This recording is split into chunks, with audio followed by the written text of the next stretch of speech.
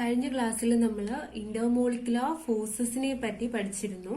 എത്ര type intermolecular forces ഉണ്ടെന്നും അത് എങ്ങനെ ഓരോ മോളിക്യൂൾസിനിടയിൽ എക്സിസ്റ്റ് ചെയ്യുന്നതെന്നും എല്ലാം കണ്ടു. ഇന്നത്തെ ക്ലാസ്സിൽ പറയാൻ പോകുന്നത് ഇന്റർമോളിക്കുലർ ഫോഴ്സസും തെർമൽ ഇന്ററാക്ഷൻസും തമ്മിൽ എന്ത് റിലേഷനാ ഉള്ളത് എന്നതിനെ കുറിച്ചാണ് പറയാൻ പോകുന്നത്. അന്നേരം തെർമൽ ഇന്ററാക്ഷൻസ് പറയുമ്പോൾ നമ്മൾ ആദ്യം തെർമൽ എനർജി എന്താന്നുള്ളത് അറിഞ്ഞിരിക്കണം. Thermal energy is the energy of a body arising from motion of its atoms or molecules. അതായത് ഏതെങ്കിലും ഒരു ബോഡിയിൽ തെർമൽ എനർജി അറൈസ് ചെയ്യുന്നതെന്ന് വെച്ചാൽ അതിലുള്ള ആറ്റത്തിന്റെയോ അല്ലെങ്കിൽ മോളിക്യൂൾസിന്റെയോ മൂവ്മെന്റ് വഴിയായിരിക്കും.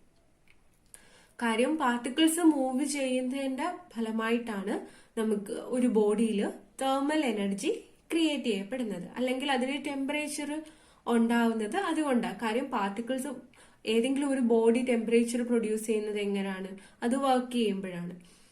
അതുപോലെ തന്നെ ഏത് ബോഡി ആണെങ്കിലും അതിനൊരു തെർമൽ എനർജി ഉണ്ടായിരിക്കും. അതിന്റെ കാരണം എന്ന് വെച്ചാൽ അതിലുള്ള പാർട്ടിക്കിൾസിന്റെ മൂവ്മെന്റ് വഴിയായിരിക്കും. It is directly proportional to the temperature of the substance. അതായത് ആ തെർമൽ എനർജി എന്ന് പറയുന്നത് ആ സബ്സ്റ്റൻസിന്റെ ടെമ്പറേച്ചറിന് പ്രൊപ്പോർഷണൽ ആയിരിക്കും. അന്നേരം നമുക്ക് പറയാൻ കഴിയും ഒരു സബ്സ്റ്റൻസിന്റെ ടെമ്പറേച്ചർ ഉണ്ടാവുന്നതിന്റെ റീസൺ എന്തായിരിക്കും? അതിലുള്ള ആറ്റത്തിന്റെയോ മോളിക്യൂളിന്റെയോ മോഷൻ വഴിയായിരിക്കും ഒരു സബ്സ്റ്റൻസിന് ഒരു ടെമ്പറേച്ചർ ഉണ്ടാവുന്നത്. അത് ആ സബ്സ്റ്റൻസിന്റെ തെർമൽ എനർജി എന്ന് പറയാം. കാരണം തെർമൽ എനർജി എപ്പോഴും ആ സബ്സ്റ്റൻസിന്റെ ടെമ്പറേച്ചറിന് ഡയറക്ട്ലി പ്രൊപ്പോർഷണൽ ആയിരിക്കും. And it is a measure of average kinetic energy of the particles of matter and is responsible for the movement of particles. This is called thermal motion. ഈ temperature എന്ന് പറയുന്നത് ഏത് മാറ്ററിന്റെ ആണെങ്കിലും temperature എന്ന് പറയുന്നത് average kinetic energy of പാർട്ടിക്കിൾസിന് proportional ആയിരിക്കും. കാരണം ഒരു സബ്സ്റ്റൻസിന്റെ ടെമ്പറേച്ചർ മെഷർ ചെയ്താൽ നമുക്ക് അതിലുള്ള പാർട്ടിക്കിൾസിന്റെ ആവറേജ് കൈനറ്റിക് എനർജി മെഷർ ചെയ്തതിന് ഈക്വൽ ആയിരിക്കും. കാരണം കൈനറ്റിക് എനർജി എന്ന് പറഞ്ഞാൽ എന്തുവാ? മൂവ്മെന്റ് വഴി ഉണ്ടാവുന്ന എനർജി അല്ലേ കൈനറ്റിക് എനർജി. സോ അതാണ് ഈ പാർട്ടിക്കിൾസിന്റെ മൂവ്മെന്റിന് കാരണം. അതിനാൽ നമുക്ക് ടെമ്പറേച്ചർ ഒരു സബ്സ്റ്റൻസിന്റെ മെഷർ ചെയ്താൽ അതിന്റെ ആ സബ്സ്റ്റൻസിലുള്ള പാർട്ടിക്കിൾസിന്റെ ആവറേജ് കൈനറ്റിക് എനർജി മെഷർ ചെയ്യുന്നതിന് ഈക്വലന്റ് ആയിരിക്കും. അങ്ങനെ ആ പാർട്ടിക്കിൾസിന്റെ മോഷനെയാണ് നമ്മൾ തെർമൽ മോഷൻ എന്ന് പറയുന്നത്. അതായിപ്പം ഏത് സബ്സ്റ്റൻസ് ആണെങ്കിലും അപ്പം നമ്മൾ റെസ്റ്റിൽ ഇരിക്കുവാണെങ്കിലും അതിൽ തെർമൽ മോഷൻ വഴിയുള്ള എനർജി ഉണ്ടായിരിക്കും. കാര്യം പാർട്ടിക്കിൾസ് ഇപ്പം സോളിഡ് സ്റ്റേറ്റ് ആണെങ്കിൽ മാത്രമേ നമുക്ക് പാർട്ടിക്കിൾസ് എല്ലാം ഫിക്സഡ് പൊസിഷനിൽ ഇരിക്കുന്നു എന്ന് പറയാൻ കഴിയൂ. ലിക്വിഡ്സ് ആണെങ്കിൽ പാർട്ടിക്കിൾസ് എല്ലാം എപ്പോഴും അങ്ങോട്ടും ഇങ്ങോട്ടും മൂവ് ചെയ്തുകൊണ്ടിരിക്കുമായിരിക്കും. അങ്ങനെ മൂവ്മെന്റ് വഴിയാണ് അതിന് തെർമൽ എനർജി കിട്ടുന്നതും ആ സബ്സ്റ്റൻസിന് ഒരു ടെമ്പറേച്ചർ ഉണ്ടാവുന്നതും. അതുകൊണ്ട് നമുക്ക് പറയാൻ കഴിയും അതിന്റെ ടെമ്പറേച്ചർ എന്ന് പറയുന്നത് ആവറേജ് കൈനറ്റിക് എനർജിയുടെ മെഷറാന്ന് പറയാൻ പറ്റും. ഇത് ഓർത്ത് വെച്ചേക്കണം. ഇനി അങ്ങോട്ട് കൈനറ്റിക് തിയറി ഓഫ് ഗ്യാസസ് പറയുമ്പോൾ ഇതിനെക്കുറിച്ച് കൂടുതൽ എക്സ്പ്ലെയിൻ ചെയ്യുന്നതായിരിക്കും. ഇന്റർമോളിക്കുലർ ഫോഴ്സസ് എന്താണ് ചെയ്യുന്നത്? ഇപ്പൊ പാർട്ടിക്കിൾസിനെ എല്ലാം ബൈൻഡ് ചെയ്ത് ഒരുമിച്ച് നിർത്തുന്നതിന് വേണ്ടിയാണ് ഇന്റർമോളിക്കുലർ ഫോഴ്സസ് ശ്രമിക്കുന്നത്. പക്ഷേ തെർമൽ എനർജി എന്തുവാ? തെർമൽ എനർജി എന്ന് പറയുന്നത് കൈനറ്റിക് എനർജിയുടെ മെഷർ എന്നല്ലേ പറയുന്നത്. കാരണം തെർമൽ എനർജി വഴി പാർട്ടിക്കിൾസ് എല്ലാം ദൂരെ നിൽക്കാനായിട്ടാണ് ശ്രമിക്കുന്നത്. കാര്യം പാർട്ടിക്കിൾസ് എപ്പോഴും മൂവ് ചെയ്തുകൊണ്ടിരിക്കുകയല്ലേ. മൂവ് ചെയ്യുമ്പോഴായിരിക്കും തെർമൽ എനർജി വരുന്നത്. അന്നേരം ഇന്റർമോളിക്കുലർ ഫോഴ്സസ് എപ്പോഴും പാർട്ടിക്കിൾസിനെ ഒരുമിച്ച് ബൈൻഡ് ചെയ്ത് നിർത്താൻ സഹായിക്കും. പക്ഷെ തെർമൽ എനർജി പാർട്ടിക്കിൾസിനെ ദൂരെ നിർത്താനായിരിക്കും ഹെൽപ്പ് ചെയ്യുന്നത്. അതാണ് പറയുന്നത് intermolecular forces tend to keep the molecules together. Thermal energy of molecule tend to keep them apart. അതായത് ദൂരെ നിർത്താനായിട്ടായിരിക്കും ശ്രമിക്കുന്നതെന്ന്. ഇപ്പം അന്നേരം പറയാലോ നമുക്ക് ഈ ഇന്റർമോളിക്കുലർ ഫോഴ്സസും തെർമൽ എനർജിയും ഇൻവേഴ്സ്ലി പ്രൊപ്പോർഷണൽ ആയിട്ടാണ് നിൽക്കുന്നതെന്ന്. കാര്യം ഇന്റർമോളിക്കുലർ ഫോഴ്സ് കൂടുതലുള്ള സമയത്ത് തെർമൽ മോഷൻ കുറവായിരിക്കും. തെർമൽ മോഷൻ കൂടുതലുള്ള സമയത്ത് ഇന്റർമോളിക്കുലർ ഫോഴ്സസ് കുറവായിരിക്കും. കാരണം അത് തമ്മിൽ ഇൻവേഴ്സ് ആയിട്ടുള്ള ഒരു റിലേഷനാണ് പറയാൻ കഴിയും. ഇനി നമ്മൾ ഗ്യാസും ലിക്വിഡും സോളിഡും നോക്കുന്നു. അന്നേരം ഇതിൽ നമുക്കറിയാമല്ലോ, സോളിഡിലാണ് പാർട്ടിക്കിൾ എല്ലാം ഒരു ഫിക്സഡ് പൊസിഷനിൽ ഇരിക്കുന്നത്. അന്നേരം അതിലായിരിക്കും ഫോഴ്സ് ഓഫ് ഇന്ററാക്ഷൻ ഏറ്റവും കൂടുതൽ ഉണ്ടായിരിക്കുന്നത്. അതിൽ കുറവാണ് ലിക്വിഡ്സിൽ കുറച്ച് മൂവ്മെന്റ് ഒക്കെ പോസിബിൾ ആണ്. ഗ്യാസ് എന്ന് പറയുമ്പോൾ പാർട്ടിക്കിൾസ് എല്ലാം ദൂരെയായിരിക്കുന്നത്. അന്നേരം ഫോഴ്സ് ഓഫ് ഇന്ററാക്ഷൻ കുറവാണ്, നമുക്കറിയാവുന്ന കാര്യമാണ്. അന്നേരം ഇന്റർമോളിക്കുലർ ഫോഴ്സസ് പ്രിഡോമിനന്റ് ആവുന്ന ഡയറക്ഷൻ ആണ് കൊടുത്തിരിക്കുന്നത്. ഗ്യാസിലായിരിക്കും ഇന്റർമോളിക്കുലർ ഫോഴ്സസ് ഏറ്റവും കുറവ്, പിന്നെ ലിക്വിഡ്, ഏറ്റവും കൂടുതൽ സോളിഡിലായിരിക്കും വരുന്നത്. ഇതാണ് ഇന്റർമോളിക്കുലർ ഫോഴ്സിന്റെ ഓർഡർ പറയുന്നത്. അന്നേരം ഇതിന്റെ നേരെ റിവേഴ്സ് ഓർഡർ ആയിരിക്കും തെർമൽ എനർജിയുടെ ഓർഡർ. അതായത് സോളിഡില് പാർട്ടിക്കിൾസ് എല്ലാം ഫിക്സഡ് പൊസിഷനിൽ ഇന്റർമോളിക്കുലർ ഫോഴ്സ് കൂടിയ കണ്ടീഷനിലല്ലേ ഇരിക്കുന്ന. സോ അതിന് തെർമൽ മോഷൻ കുറവായിരിക്കും. അന്നേരം ഏറ്റവും കുറവ് തെർമൽ മോഷൻ ഉള്ളത് സോളിഡിലാണ്. പിന്നെ കുറച്ചും കൂടെ തെർമൽ മോഷൻ ഉള്ളത് ലിക്വിഡിനാണ്. ഏറ്റവും കൂടുതൽ തെർമൽ മോഷൻ ഉള്ളത് ഗ്യാസിനാണ്.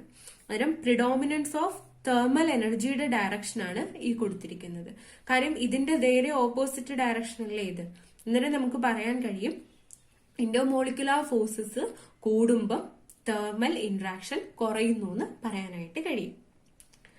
ഇനി നമുക്കാണെങ്കിൽ ഇപ്പം ഗ്യാസസിനെ എല്ലാം ലിക്വിഡ് ആക്കി മാറ്റാൻ പറ്റും. അതായത് ലിക്വിഫിക്കേഷൻ ഓഫ് ഗ്യാസ് എന്ന് പറയുന്ന ഒരു പ്രോസസ്സ് പോസിബിൾ ആണ്.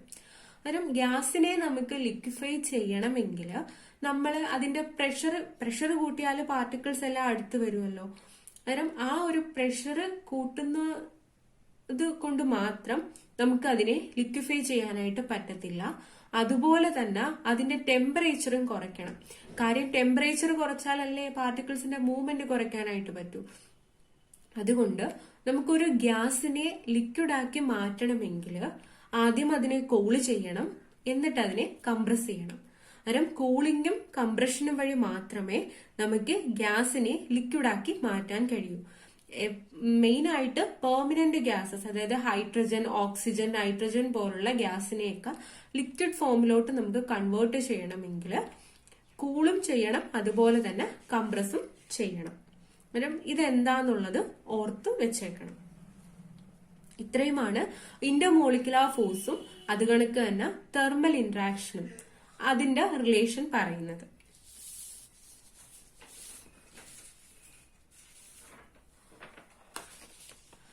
ഇനി നമ്മള് ഗേഷ്യസ് സ്റ്റേറ്റിനെ കുറിച്ച് ഡീറ്റെയിൽ ആയിട്ട് പഠിക്കാൻ പോവുകയാണ്. അന്നേരം ഈ ഗേഷ്യസ് സ്റ്റേറ്റിനെ കുറിച്ച് പഠിക്കുമ്പോഴത്തേക്ക് നമുക്ക് ആദ്യം ഗേഷ്യസ് സ്റ്റേറ്റ് എന്ന് പറഞ്ഞാൽ എങ്ങനെ ഐഡന്റിഫൈ ചെയ്യാം, അതിന്റെ പ്രോപ്പർട്ടീസ് എന്തൊക്കെയാന്നുള്ളത് നോക്കാം.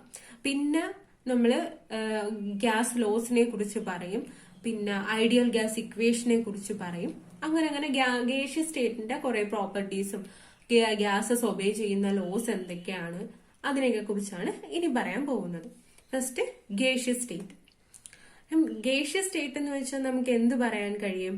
ഒരു സ്റ്റേറ്റ് ഓഫ് മാറ്റർ ആണ് വിച്ച് പോസസ് ഒരു ഡെഫിനിറ്റ് മാസ് ഉണ്ടായിരിക്കും, പക്ഷേ ഒരു ഡെഫിനിറ്റ് വോളിയമോ ഒരു ഡെഫിനിറ്റ് ഷേപ്പോ നമുക്ക് പറയാൻ കഴിയത്തില്ല. ആ ഒരു സ്റ്റേറ്റിനെയാണ് നമ്മൾ ഗ്യാസ് എന്ന് അല്ലെങ്കിൽ ഗേഷ്യസ് സ്റ്റേറ്റ് എന്ന് പറയുന്നത്. അതായത് ഡെഫിനിറ്റ് മാസ് ഉള്ള സ്റ്റേറ്റ് ആണ്, പക്ഷേ ഡെഫിനിറ്റ് വോളിയവും കാണത്തില്ല, ഷേപ്പും കാണത്തില്ല. ഇപ്പൊ നമ്മൾ ഏത് കണ്ടെയ്നറിൽ എടുക്കുന്നോ അതിന്റെ ഹോൾ വോളിയം അത് ചിലപ്പം ഒക്കുപ്പൈ ചെയ്യും, അത് ഒക്കുപ്പൈ ചെയ്തിരിക്കും. അതുപോലെ തന്നെ ഷേപ്പും നമുക്ക് പറയാൻ കഴിയത്തില്ല. അങ്ങനെ ഉള്ള സ്റ്റേറ്റ് ഓഫ് മാറ്ററിനെയാണ് നമ്മൾ ഗ്യാസ് എന്ന് പറയുന്നത്. പിന്നെ ഗ്യാസസ് ഹൈലി കംപ്രസിബിൾ ആണ്. കാര്യം പ്രഷർ കുറയ്ക്കുമ്പോഴത്തേക്ക് നമുക്ക് ഗ്യാസിനെ ഏത് വോളിയത്തിൽ വേണമെങ്കിലും ഒക്കുപ്പൈ ചെയ്യിപ്പിക്കാനായിട്ട് പറ്റുമല്ലോ. കാര്യം വലിയ ലാർജ് വോളിയം ഉള്ള കണ്ടെയ്നറിലും നമുക്ക് ഒരു പർട്ടിക്കുലർ എമൗണ്ട് ഉള്ള ഗ്യാസിനെ വെക്കാൻ പറ്റും. അത് കണക്ക് തന്നെ സ്മോൾ വോളിയം ഉള്ള ഇതിലും ഗ്യാസിനെ വെക്കാൻ പറ്റും ബൈ അഡ്ജസ്റ്റിംഗ് പ്രഷർ. പിന്നെ gas molecules exert pressure equally in all direction. അന്നേരം ഇപ്പം ഏതെങ്കിലും ഒരു കണ്ടെയ്നറിൽ നമ്മൾ ഗ്യാസിനെ വെച്ചേക്കുവാണെങ്കിൽ അത് ഈക്വൽ ആയിട്ടായിരിക്കും എല്ലാ ഡയറക്ഷനിലും പ്രഷർ അപ്ലൈ ചെയ്യുന്നതെന്നാണ് പറഞ്ഞത്. Gases have much lower density than the solid and liquid. അന്നേരം ഡെൻസിറ്റി നമ്മൾ എങ്ങനെയാ പറയുന്നത്? മാസ് ബൈ വോളിയം ആണ് ഡെൻസിറ്റി എന്ന് പറയുന്നത്.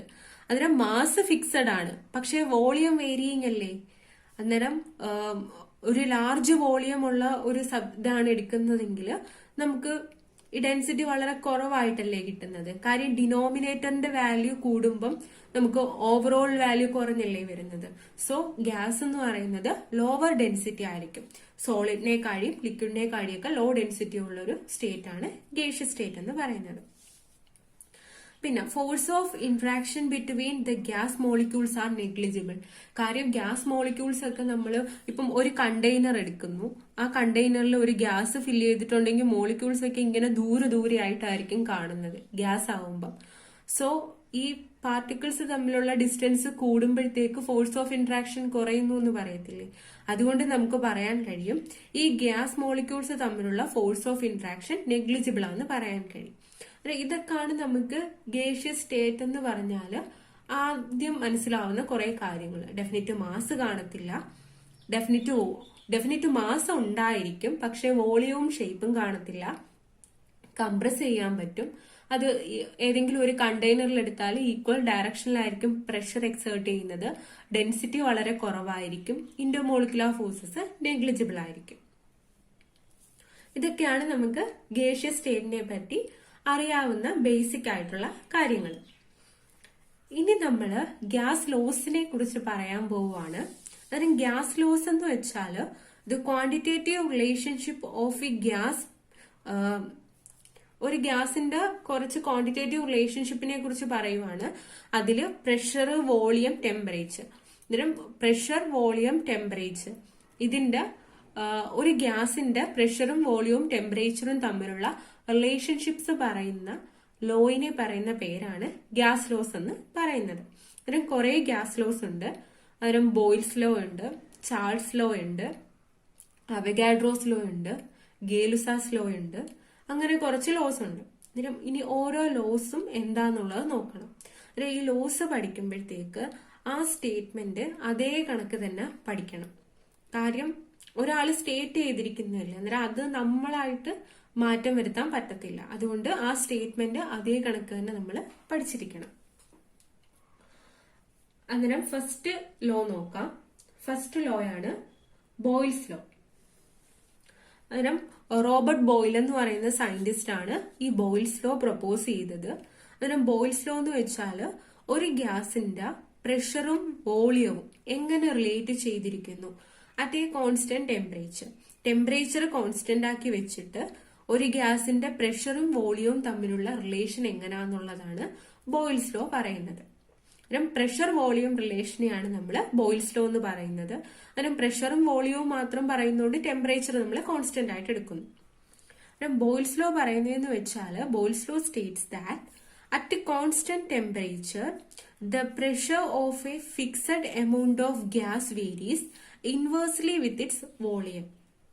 അതായത് ഒരു കോൺസ്റ്റന്റ് ടെമ്പറേച്ചറിൽ ഒരു ഫിക്സഡ് എമൗണ്ട് ഓഫ് ഗ്യാസിന്റെ പ്രഷർ എന്ന് വെച്ചാൽ വോളിയത്തിന് ഇൻവേഴ്സ്ലി പ്രൊപ്പോർഷണൽ ആയിട്ടായിരിക്കും വേരി ചെയ്യുന്നത്.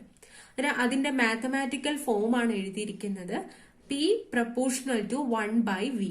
അതായത് ഇൻവേഴ്സ്ലി പ്രൊപ്പോർഷണൽ ആയതുകൊണ്ടാണ് 1/V കൊടുത്തിരിക്കുന്നത് അറ്റ് കോൺസ്റ്റന്റ് ടെമ്പറേച്ചർ. ഇതാണ് mathematical form of Boyle's law എന്ന് പറയുന്നത്. ഒരു ഫിക്സഡ് എമൗണ്ട് ഓഫ് ഗ്യാസും ആയിരിക്കണം, അറ്റ് കോൺസ്റ്റന്റ് ടെമ്പറേച്ചറും ആയിരിക്കണം. ഈ രണ്ട് കണ്ടീഷനും സാറ്റിസ്ഫൈ ചെയ്താൽ ആ ഗ്യാസിന്റെ പ്രഷർ വോളിയത്തിന് ഇൻവേഴ്സ്ലി പ്രൊപ്പോർഷണൽ ആയിട്ട് വേരി ചെയ്യുന്നു എന്ന് പറയാം. അന്നേരം ഇങ്ങനെ പ്രൊപ്പോർഷണാലിറ്റി ഉള്ളപ്പം നമ്മൾ ആ പ്രൊപ്പോർഷണാലിറ്റി മാറ്റുന്നതിന് വേണ്ടി ഒരു കോൺസ്റ്റന്റ് കൊണ്ട് മൾട്ടിപ്ലൈ ചെയ്യും. അന്നേരം P ഈക്വൽ ടു നമ്മളെ ഒരു കോൺസ്റ്റന്റിൽ നമുക്ക് K എന്ന് കൊടുക്കാം. അപ്പം K1 എന്ന് കൊടുക്കാം. അന്നേരം K1 ഇൻറ്റു 1/V. അന്നേരം ഇവിടെ ഡിനോമിനേറ്റർ കിടക്കുന്നതിനെ നമുക്ക് ഇപ്പുറത്തെ സൈഡിലോട്ട് എടുത്തുകൂടെ? സോ നമുക്ക് പറയാം PV equal to a constant. PV equal to a constant എന്ന് പറഞ്ഞ് നമുക്ക് കിട്ടി. അന്നേരം ഇതാണ് ഫൈനലി നമുക്ക് കിട്ടുന്ന mathematical form of Boyle's law എന്ന് പറയുന്നത്. അന്നേരം P V equal to a constant ആയിട്ടാണ് കിട്ടിയിരിക്കുന്നത്. അന്നേരം നമുക്കറിയാം ഇപ്പൊ പ്രഷർ കൂടുമ്പോഴത്തേക്ക് എന്തായാലും പാർട്ടിക്കിൾസ് തമ്മിൽ പ്രഷർ അപ്ലൈ ചെയ്യാന്ന് വെച്ചാൽ എന്തുവാ, അതിലോട്ട് ഇപ്പം ഏതെങ്കിലും ഒരു കണ്ടെയ്നറിൽ നമ്മൾ ഒരു ഗ്യാസിനെ എടുത്തിരിക്കുന്നു. അന്നേരം ഗ്യാസ് മോളിക്യൂൾസ് ഇങ്ങനെ ദൂരെ ദൂരെ ഇങ്ങനെ ഇരിക്കുക. അന്നേരം ഇതിനിപ്പോ ഒരു പ്രഷറുണ്ട്.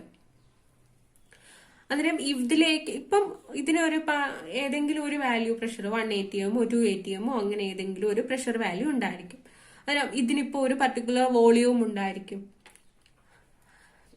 ഇപ്പം initial pressure P1 final pressure initial pressure P1 V1 എന്ന് പറയുന്ന വോളിയവുമാണെന്ന് വെച്ചോ. ഇനി നമ്മൾ ഈ സിസ്റ്റത്തിന്റെ പ്രഷർ കൂട്ടുക. പ്രഷർ കൂട്ടുക എന്ന് വെച്ചാൽ ഈ ഒരു പിസ്റ്റൺ താഴ്ത്തുന്നു. അന്നേരം പിസ്റ്റൺ താഴ്ത്തുമ്പോഴത്തേക്ക് ഈ പാർട്ടിക്കിൾസ് എല്ലാം കുറച്ചും കൂടെ ക്ലോസ്ലി സ്പേസ്ഡ് ആയല്ലോ. അന്നേരം വോളിയം കുറഞ്ഞല്ലോ. നേരത്തെ ഇത്രയും ഇരുന്ന വോളിയം ആയിരുന്നു, അത് പ്രഷർ കൂട്ടിയപ്പോഴത്തേക്ക് വോളിയം കുറഞ്ഞു. അങ്ങനെ ഫൈനലി അത് V2 വോളിയം എത്തി. നമ്മൾ P2 എന്ന് പറയുന്ന ഒരു പ്രഷർ അപ്ലൈ ചെയ്തപ്പോൾ ഇവിടെ P2 എന്ന് പറയുന്നത് P1-നേക്കാളും കൂടിയ പ്രഷറാണെന്നാണ് നമ്മൾ പറഞ്ഞിരിക്കുന്നത്. അന്നേരം ഒരു സിസ്റ്റം നമ്മൾ എടുത്തു. ആ സിസ്റ്റത്തിന്റെ ഇനിഷ്യൽ പ്രഷർ P1 അതിന്റെ അപ്പോഴുള്ള വോളിയം V1 എന്നും പറഞ്ഞെടുത്തു. പിന്നെ നമ്മളൊരു ഹൈ പ്രഷർ കൊടുത്തു. ആ ഹൈ പ്രഷറാണ് P2 എന്ന് പറയുന്നത്. ആ ഹൈ പ്രഷർ കൊടുത്തപ്പോഴത്തേക്ക് പാർട്ടിക്കിൾസ് എല്ലാം കുറച്ചും കൂടെ അടുത്തടുത്ത് വന്നു. ഫൈനലി നമുക്ക് മനസ്സിലായി വോളിയം V2 എന്ന് പറയുന്ന ഒരു സ്മോളർ വോളിയം ആയിട്ട് മാറിയെന്ന് മനസ്സിലായി. അതല്ലേ പറഞ്ഞിരിക്കുന്ന പ്രഷർ കൂടിയാല് വോളിയം കുറയും. അതാണ് ഈ റിലേഷൻ പറഞ്ഞിരിക്കുന്നത്. അന്നേരം വോളിയം കുറഞ്ഞു എന്നുള്ളത് മനസ്സിലായല്ലോ. അന്നേരം ഇനി നമുക്ക് ഈ P1 V1 P2 V2 എങ്ങനെ റിലേറ്റ് ചെയ്തിരിക്കുന്നു എന്നുള്ളത് നോക്കാം.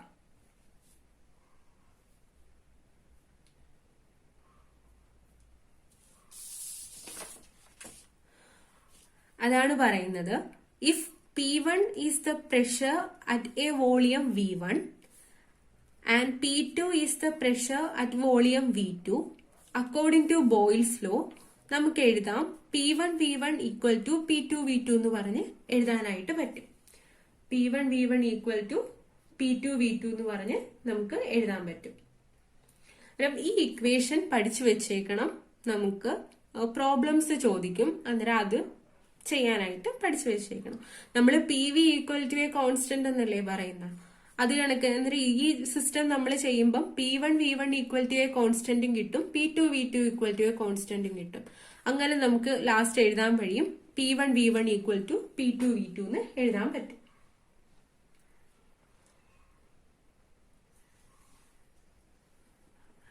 ഇനി നമ്മൾ ഒരു റിലേഷൻ നോക്കുവാണ്. ഡെൻസിറ്റിയും അതേ കണക്ക് തന്നെ പ്രഷറും തമ്മിലുള്ള റിലേഷൻ എങ്ങനെയാന്നുള്ളത് നോക്കാം. കാരണം ഡെൻസിറ്റി എന്ന് വെച്ചാൽ എന്താണ്? ഡെൻസിറ്റി എന്ന് വെച്ചാൽ mass by volume. Mass by വോളിയത്തിനെയല്ലേ നമ്മൾ ഡെൻസിറ്റി എന്ന് പറയുന്നത്. ഇവിടെ പറയുന്നതെന്ന് വെച്ചാൽ ഡെൻസിറ്റിയും പ്രഷറും തമ്മിൽ എങ്ങനെ റിലേറ്റ് ചെയ്തിരിക്കുന്നു എന്നാ ചോദിച്ചേക്കുന്നത്. നമുക്ക് ബോയ്ൽസ് ലോയിൽ നിന്നും കിട്ടി പ്രഷർ പ്രൊപ്പോർഷണൽ ടു 1/v അല്ലെങ്കിൽ pressure is equal to K into 1/v എന്ന് പറഞ്ഞ് നമുക്ക് ഇക്വേഷനിൽ നിന്ന് കിട്ടി. സോ നമുക്ക് ഈ 1/vനെ 1/vയുടെ വാല്യൂ എന്ന് പറഞ്ഞാൽ നമുക്ക് P/K എന്ന് പറഞ്ഞ് എഴുതാമല്ലോ. നമുക്കിവിടെ 1/vയുടെ വാല്യൂ കണ്ടുപിടിക്കണം. 1/vയുടെ വാല്യൂ കണ്ടുപിടിക്കണമെങ്കിൽ P ഡിവൈഡഡ് ബൈ ഈ Kനെ ഇവിടെ കൊണ്ടുവന്ന് ഡിവൈഡ് ചെയ്താൽ പോരെ. So 1/v is equal to pressure by ആ കോൺസ്റ്റന്റ് എന്ന് പറഞ്ഞ് കിട്ടി. ഇനി ഈ ഇക്വേഷനിൽ നോക്കുമ്പം ഇവിടെയും ഒരു 1/v ഉണ്ടല്ലോ. അതായത് മാസ് ഇൻറ്റു 1/v എന്ന് പറഞ്ഞ് നമുക്ക് എഴുതിക്കൂടെ. പിന്നെ ഇവിടുത്തെ 1/vക്ക് പകരം നമുക്ക് ഈ P/K എന്ന് പറയുന്ന വാല്യൂ സബ്സ്റ്റിറ്റ്യൂട്ട് ചെയ്യാനായിട്ട് കഴിയും. അങ്ങനെ സബ്സ്റ്റിറ്റ്യൂട്ട് ചെയ്യുമ്പം നമുക്ക് density is equal to M/K1 P എന്ന് പറഞ്ഞ് വരും. നമ്മൾ ഒരു പർട്ടിക്കുലർ ഗ്യാസ് നോക്കുമ്പം അതിന്റെ മാസ് ഒരു കോൺസ്റ്റന്റ് ആണ്. അതുപോലെ തന്നെ K1 എന്ന് പറഞ്ഞാൽ ഓൾസോ ഒരു കോൺസ്റ്റന്റ് ആണ് നമ്മൾ പറഞ്ഞു. അങ്ങനെ ആ ഒരു കേസിലാണെങ്കിൽ D പ്രപ്പോർഷണൽ ടു P എന്ന് നമുക്ക് പറയാൻ കഴിയും. അതായത് ഒരു ഗ്യാസിന്റെ ഡെൻസിറ്റി എന്ന് പറയുന്നത് അതിന്റെ പ്രഷറിന് പ്രപ്പോർഷണൽ ആണെന്ന് പറഞ്ഞ് കിട്ടി. അന്നേരം density directly related to pressure എന്ന് പറഞ്ഞ് കിട്ടി. ഇവിടെ relation between density and pressure of a ഗ്യാസിനെ കുറിച്ചാണ് പറയുന്നത്. അന്നേരം ഡെൻസിറ്റി എന്ന് വെച്ചാൽ നമ്മൾ മാസ് ബൈ വോളിയം എന്ന് പറഞ്ഞ് എഴുതും.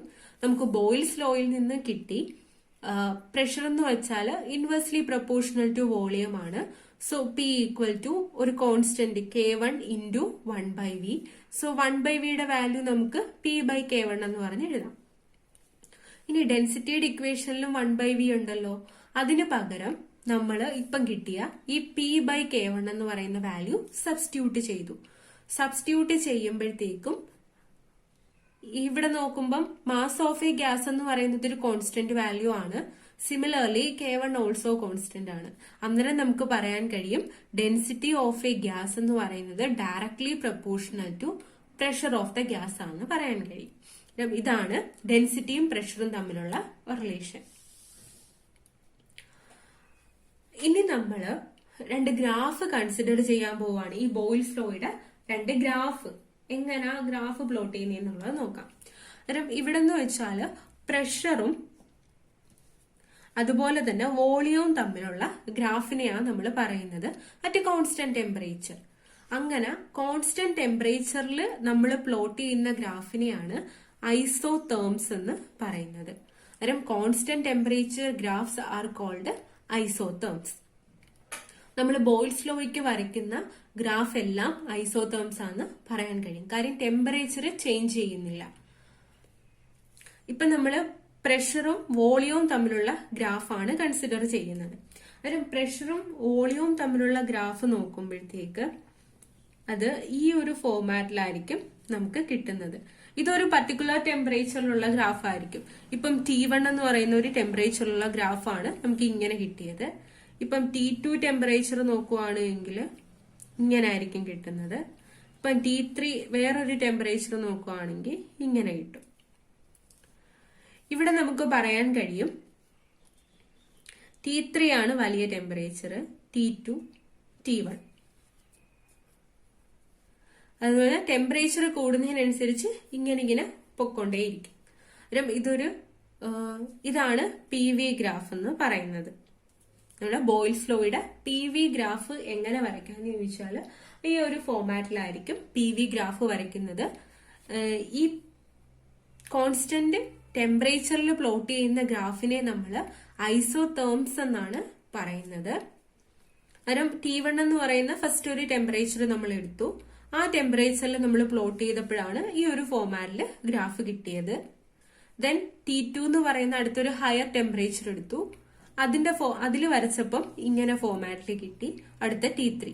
എന്നിട്ട് നമ്മൾ ഏത് ടെമ്പറേച്ചറാ വലുതെന്നുള്ള കണ്ടീഷനും കൊടുക്കണം. അന്നേരം T3 ടെമ്പറേച്ചർ ആണ് ഇതിൽ വലുത്, പിന്നെ T2, പിന്നെ ഏറ്റവും ചെറുതാണ് T1 എന്ന് പറയുന്നത്. ഈ ഒരു ഫോർമാറ്റിലായിരിക്കും നമുക്ക് PV ഗ്രാഫ് കിട്ടുന്നത്. ഇനി നമുക്ക് പ്രഷറും 1/Vയും തമ്മിലുള്ള ഗ്രാഫ് നോക്കാം. പ്രഷറും 1/Vയും തമ്മിലുള്ള ഗ്രാഫ്. പ്രഷറും 1/Vയും തമ്മിലുള്ള ഗ്രാഫ് എന്ന് വെച്ചാൽ അത് ഒറിജിനിൽ കൂടെ പോകുന്ന ഒരു സ്ട്രെയിറ്റ് ലൈൻ ആയിട്ടായിരിക്കും കിട്ടുന്നത്. നമ്മൾ 3 ഡിഫറെന്റ് ടെമ്പറേച്ചറിലുള്ള ഗ്രാഫ്സ് ആണ് നോക്കുന്നത്. അത് ഒറിജിനിൽ കൂടെ പോകുന്ന സ്ട്രെയിറ്റ് ലൈൻ ആയിട്ടായിരിക്കും ഗ്രാഫ് കിട്ടുന്നത്. ഇവിടെയും ഏറ്റവും സ്മോൾ സ്ലോപ്പ് ഉള്ളതായിരിക്കും സ്മോളസ്റ്റ് ടെമ്പറേച്ചർ. ഇത് T2, ഇത് T3. അന്നേരം ഇവിടെയും T3 ആണ് വലുത്, T2, T1. അന്നേരം ടെമ്പറേച്ചർ കൂടുന്നതിനനുസരിച്ച് ഈ ഗ്രാഫിന്റെ സ്ലോപ്പും കൂടുന്നു എന്ന് പറയാനായിട്ട് പറ്റും. നമ്മൾ സ്ലോപ്പ് കണ്ടുപിടിക്കുന്നതെന്ന് വെച്ചാൽ dy/dx എന്ന് പറയുന്ന ഇക്വേഷൻ വെച്ചിട്ടാണ് സ്ലോപ്പ് കണ്ടുപിടിക്കുന്നത്. കാര്യം ഇത് y ആക്സിസ് അല്ലേ, ഇത് x ആക്സിസുമായിട്ട് എടുക്കും. അന്നേരം ഇങ്ങനെ വരച്ചു നോക്കും. എന്നിട്ട് y ആക്സിസിൽ ഇത് എത്ര ഡിസ്റ്റൻസ് കാണിക്കുന്നോ അത് dy എന്ന് പറഞ്ഞ് എടുക്കും. x ആക്സിസിൽ അത് ആ കാണിക്കുന്ന ആ ഡിസ്റ്റൻസിനെ നമ്മൾ ഡി എക്സ് എന്നും പറഞ്ഞെടുക്കും. എന്നിട്ട് d y by d x എടുത്താൽ നമുക്ക് ഈ ലൈൻസിന്റെ സ്ലോപ്പ് എത്രയാന്നുള്ളത് അറിയാൻ പറ്റും. കാരണം ഏറ്റവും കൂടുതൽ സ്ലോപ്പ് ഉള്ളത് ഇതിന്റെ കേസിലല്ലേ. കാര്യം ഈ വൈ ആക്സിസിനടുത്തോട്ട് അടുക്കും തോറും ഇതിന്റെ ഈ എക്സ് ആക്സിസിലുള്ള വാല്യൂ കുറഞ്ഞു കുറഞ്ഞല്ലേ വരുന്നത്. കാര്യം ഇവിടുത്തെ സ്ലോപ്പ് എടുക്കണമെങ്കിൽ നമുക്ക് ഇത്രയും എക്സ് ആക്സിസിലുള്ള വാല്യൂ മതി, വൈ ആക്സിസിലുള്ള ഇത്രയും വാല്യൂ വേണം. സോ ടെമ്പറേച്ചർ കൂടുന്നതിനനുസരിച്ച് ഈ ഗ്രാഫിന്റെ സ്ലോപ്പും കൂടുന്നു എന്ന് പറയാൻ പറ്റും. അല്ലെങ്കിൽ അത് പി ആക്സിസിനോട്, പ്രഷറിന്റെ ആക്സിസിനോട് അടുത്തടുത്ത് വരുന്നു എന്ന് പറയാനായിട്ട് പറ്റും. ഇത്രയുമാണ് നമ്മൾ ബോയിൽസ് ലോയെ കുറിച്ച് പറയുന്നത്. അന്നേരം ബോയിൽസ് ലോ പറഞ്ഞപ്പോഴത്തേക്ക് നമ്മൾ ആദ്യമേ ആ ലോ എന്താന്നുള്ളത് സ്റ്റേറ്റ് ചെയ്തു, പിന്നെ അതിന്റെ മാത്തമാറ്റിക്കൽ ഇക്വേഷൻ കണ്ടു, പിന്നെ P V equal to constant എന്ന് പറയുന്ന ഇക്വേഷൻ നമ്മൾ എഴുതി.